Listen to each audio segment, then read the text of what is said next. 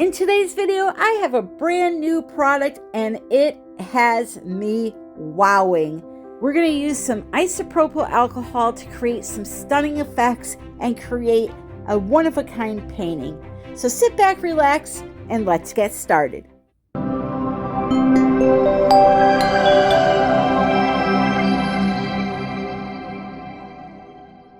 Hello, my friends. Welcome back to another video.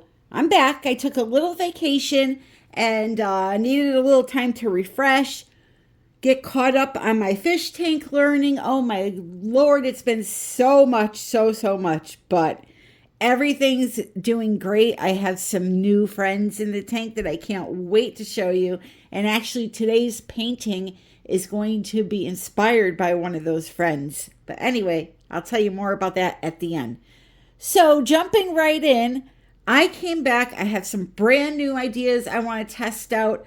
I'm going to be incorporating a whole bunch of different products into my art and kind of try to keep you all interested, because I feel like just acrylic pouring over and over again is just, there's only so much of that you can learn about. So I'm going to try to incorporate all the things into all the paintings.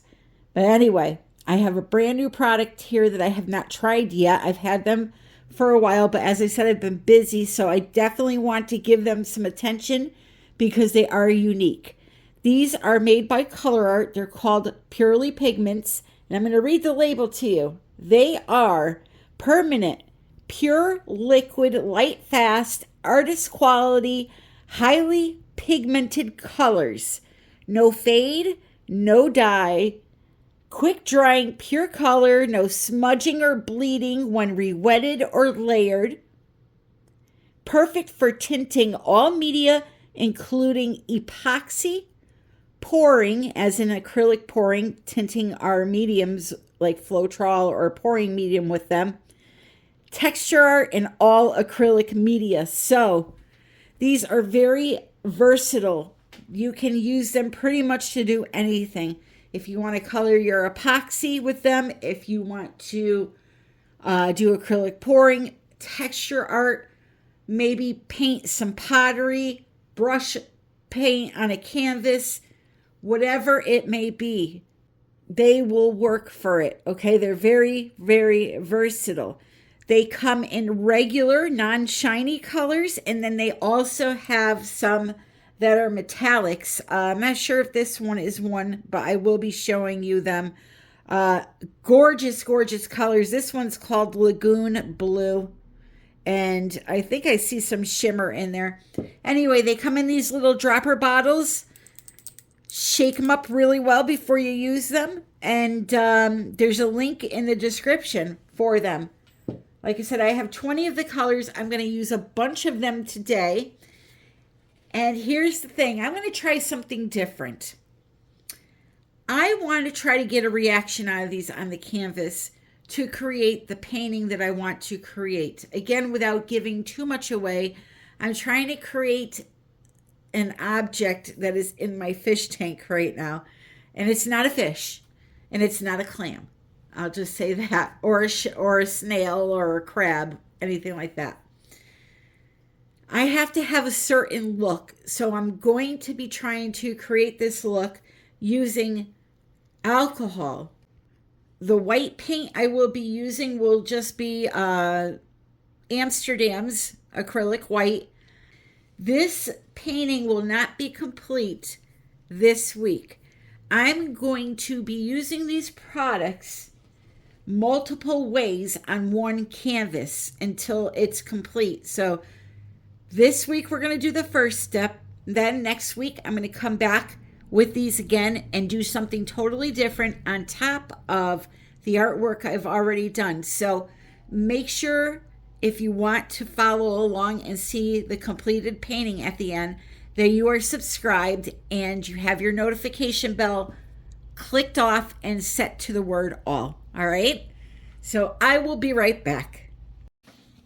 So first thing I did was I took those Purely Pigments and I put them in some cups just because I wanted you to be able to see them. Now, I don't know if, let's see. There's the metallic one. Look at that. Look at that beautiful color. Like I said, it's just pure pigment. So something like this would be added into some type of a binder maybe, or you know, when they make tube paint, whatever that base is that they color, this is the original form of the color before they add it into that. But yeah, I don't know how many sparkly ones I chose today. Let's see. There's another one. So this first one here, that is called Lagoon Blue. Sorry, I shut my flash off there. This one over here is called Sun-Kissed Pink. And then this one right here, look at that. I believe that's Ruby Slippers. Let me check. Yes, Ruby Slippers. And then I just have some regular colors. A green, a yellow. This one is Papaya. Sorry, My Papaya. And yeah, this is a deep blue. I believe that is, let's see, Vibrant Aqua. So anyway, I put them in the cups just so you could see them. They do come with dropper bottles, dropper tops. So you could just take drops of them and put them in the whatever you're using them for. But I put them in here, so now I got some pipettes I'm going to use. And basically all I'm going to do is take little drops of this color and drop it into my white acrylic paint. This is my white paint. I just thinned it down with some water, nothing else. It's very thin. As you can see, it does not even leave a mound on the surface. So paint and water only. I then poured it on the canvas and tilted it all around. And after I had the canvas covered, all I did was I took this pigment, the Purely Pigments, put a little drop on the canvas, and then added a little drop or two of alcohol on top of that color, and you're going to see the magical effects that you get doing that. So I'm just popping the air bubbles really quick, and we are going to get started. So the first few I do here, I'm going to leave the recording on real time so you can see just how slow I'm working. Some parts of this video will be sped up just for, you know, the sake of time, so you're not here for 2 hours.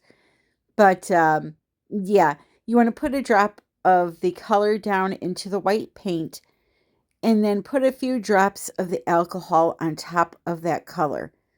Wait for it to push out a little bit. I'd say, yeah, 10, 15 seconds. Then you can add another drop on. What you can also do is you can put a drop on one of the inks like I'm doing right here. Move on to another one, put a few drops on top of the, like all of them, and then go back and add another drop or two to each of them. Just give them time to spread out. That's what I'm getting at. It's not going to be instantaneously. You'll see a little bit of growth, but when you come back and you add the second round of alcohol on top, or if you want to add more color in, as I'm going to do right now, you could do that also, and then add alcohol on top of that. So, for example, with these little flowers here, I put some alcohol on top of the first color, let it spread out. Now I'm coming in with a second color, and you're going to see here what happens when you add the alcohol on. It's going to make a multicolored flower for you. Now I'm calling these flowers, this painting is not a floral painting. What I'm trying to recreate kind of resembles a flower a little bit. So that's why I thought of this technique, but I'm not making a floral painting. So I'm just going to refer to them as flowers to keep it simple for this video. But anyway, you can see here now, I've sped the video up a little bit, and you can see just how much this is going to push out that color when you drop the alcohol in the center. So I'm kind of layering. I'm putting a drop of color, alcohol, drop of color, alcohol, and now here, when I have a lot of color built up in the center, I'll just add a lot of alcohol and let it keep pushing out, pushing out, pushing out. These will dry, and they, believe it or not, dry extremely fast. This painting was dry in like 7 hours. Because I only thin the paint down with water, and it's super thin, so it'll dry quick, and alcohol dries really quick. So you won't have to wait a week for this painting to be dry to do whatever else you want to do to it. It'll be done in less than 24 hours, depending on where you live. And if you had actually thinned the white paint down enough, you have to have it really runny, like almost like water. You do not want a mound when you drizzle it off the stick. So I'm going to let you watch the rest of this without me yammering on through the whole thing. And then I will be back to talk about the results and what happens next after this layer is done.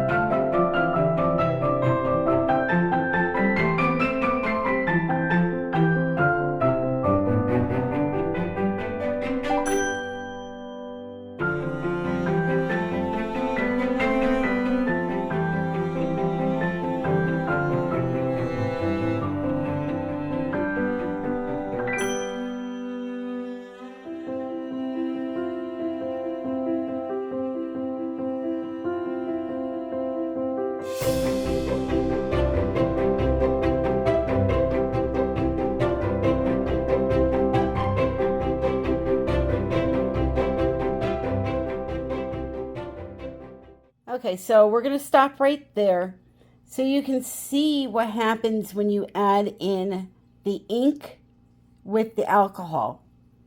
It just keeps like pushing color out, pushing color out, pushing color out.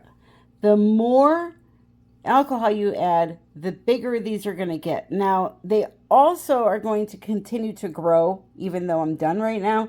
So they will attach to each other, and kind of the blue will grow into the purple vines and all that. I'll show you one that's dry so you can see what it looks like. But I wanted to get some different shaped, I'm going to call them flowers for right now, just so I don't give away what this painting is going to be in the end. But it's not actually flowers. But they make really cute flowers. Look at that pink one. I think that pink one, this one,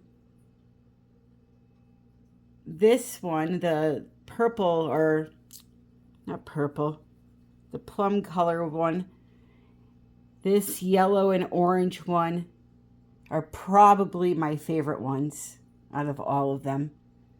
But you got to try to aim for the middle. A couple of times I screwed up, like right here when I went to go drop the ink, it didn't fall in the middle. It fell kind of a little bit to the right, so it grew more this way. But I'm going to leave it alone, and we're going to work on this quite a bit more. And I'm going to show you next week how to incorporate these products a different way, but we're going to use the same painting to work on, okay? So I did 2 of them. I'm going to hang both of them up when they're done, but you can see how they dry.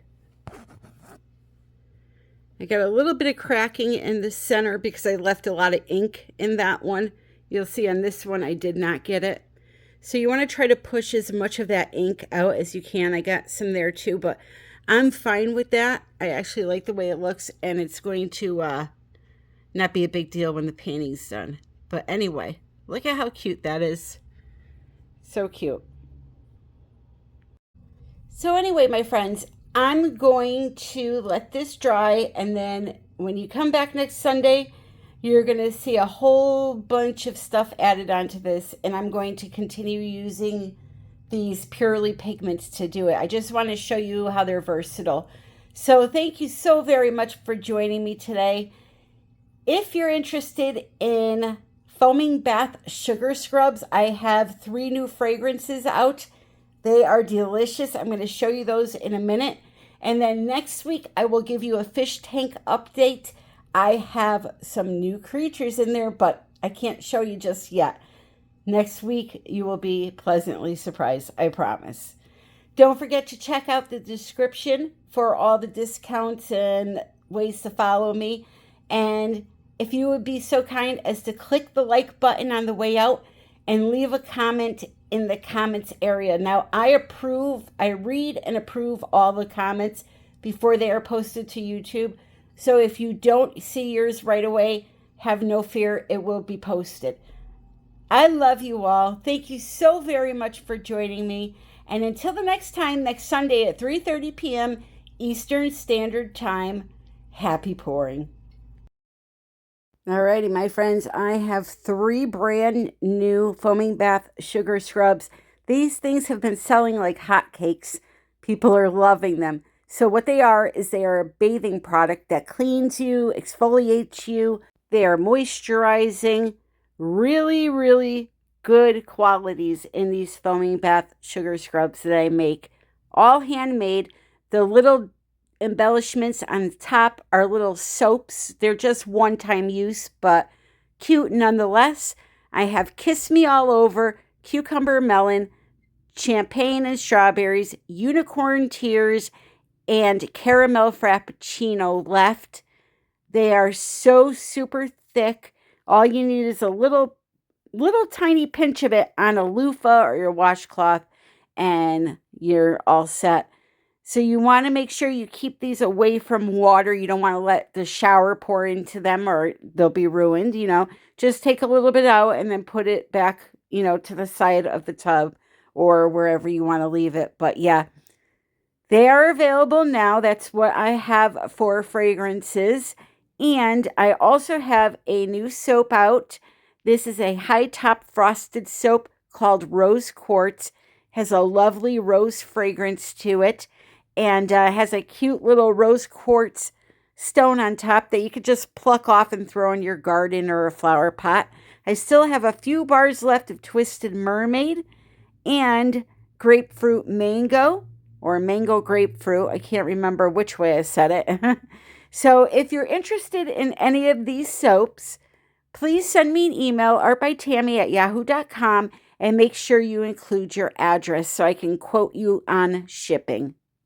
Handmade bathing products are nothing like store-bought products. They don't contain the harsh chemicals that store brands use, and you feel just like you have a nice, smooth coat over your skin.